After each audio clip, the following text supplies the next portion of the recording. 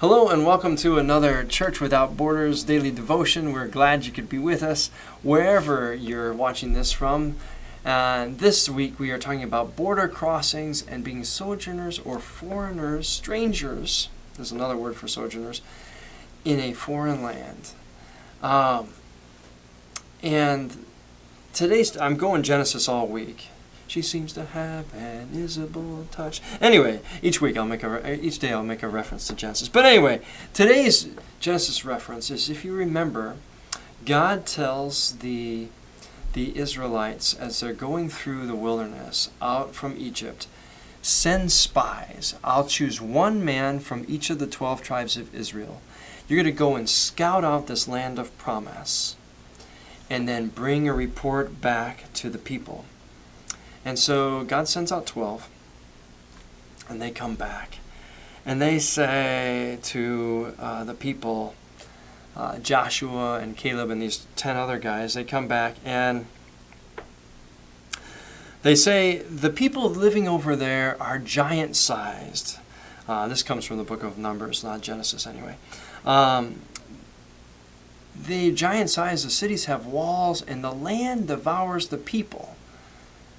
But wait a minute, didn't God just tell you this is the land that God's going to give you, God's going to lead you to? Yeah, but they're giants. We can't possibly win. We're like grasshoppers in front of these people. They're going to destroy us. They're going to walk all over us. We got no chance.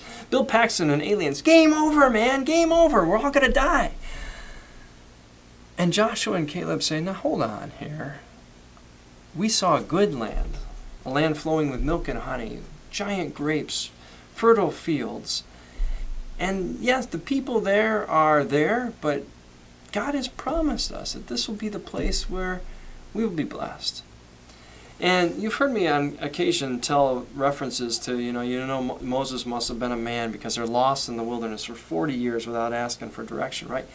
But the biblical reality is that the people moan and complain when they hear the report of the 10 spies instead of Caleb and Joshua. And they get all upset and they say, take us back to Egypt. Pick new leaders. In fact, they want to stone Moses and Aaron for sending these spies out in the first place. You brought us out here to die. Let's just go back to being slaves.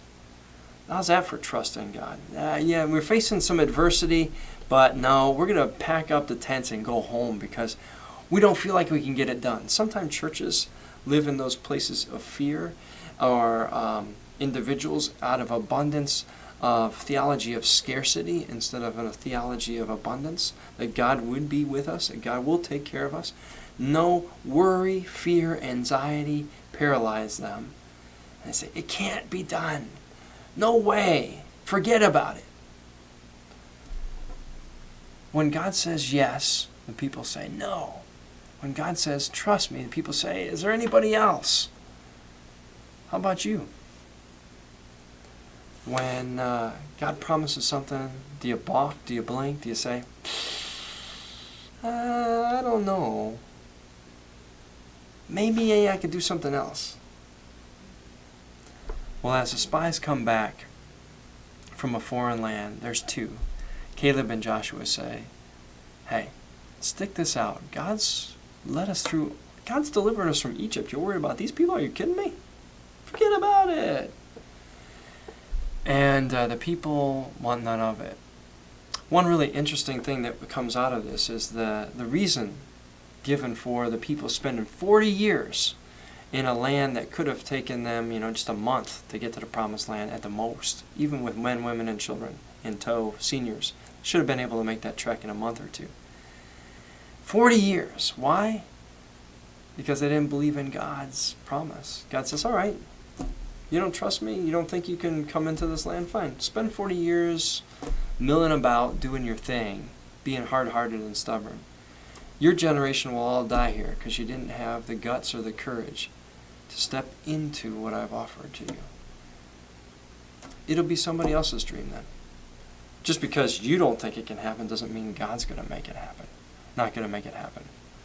As if God's dreams depend entirely on our fitness or ability to do it.